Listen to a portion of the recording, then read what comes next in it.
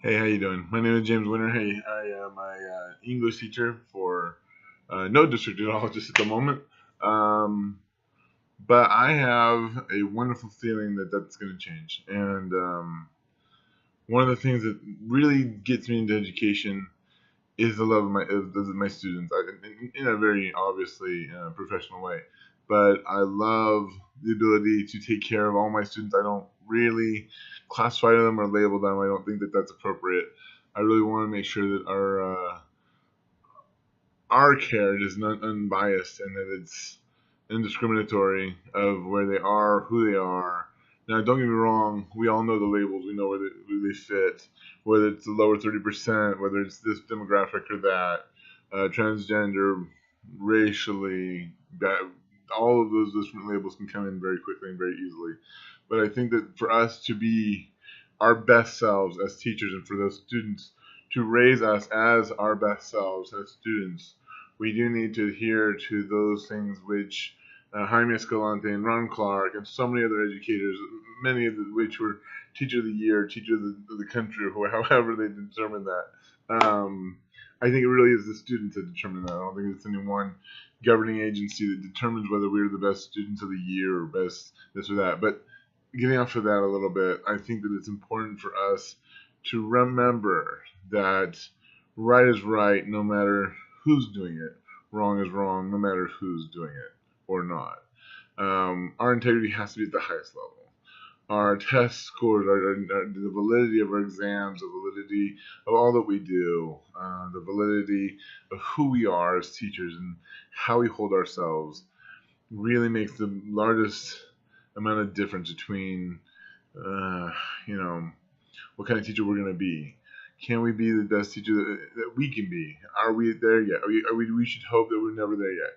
And honestly, on that length, um, don't ever become comfortable with what you're doing. Don't ever, if you've gotten to a lull, if you've gotten to a comfort zone, try and stretch out of it. Try and do what you can to reach your next heights.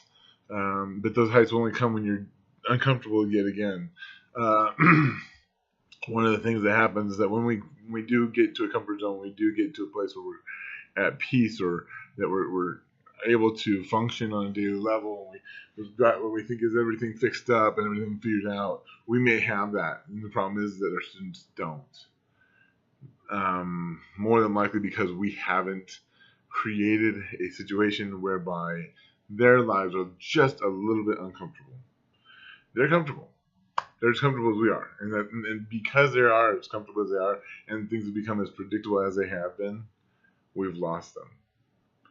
That loss that we've put upon them, comes through our own comfort zone where we are. When we get to the point where we are so comfortable in our place, we've plateaued. We can't grow. Everything about every time you've ever done anything difficult, it's because it was hard. It was meant to be hard. If it wasn't meant to be hard, everybody would be a teacher. Salaries would be even less because it would be a dime a dozen for a teacher, and we would not be who we are or what we are. We definitely wouldn't have the benefits that we have. So a lot of these things are based upon our being uncomfortable just a bit, having our goals just out of our fingertips reach. If we want to cut our teeth on education, we want to really make a difference in the lives of those whom we teach. We have to change ourselves also, and it's not enough to just assume that because we're in our 15th year, fifth year, third year, first year, 25th year, independent of any of that, the moment that we stop learning, we cannot teach. The moment that we stop being just a little bit more predictable than we were the day before, we can't teach because we've hit a spot where we can't progress because we don't want to. We've apexed that we've gotten to the point where there's nothing else to learn. So that's kind of how it goes. That's how I see education. I think it is a lifelong experience, and every day brings a new opportunity. Thanks so much.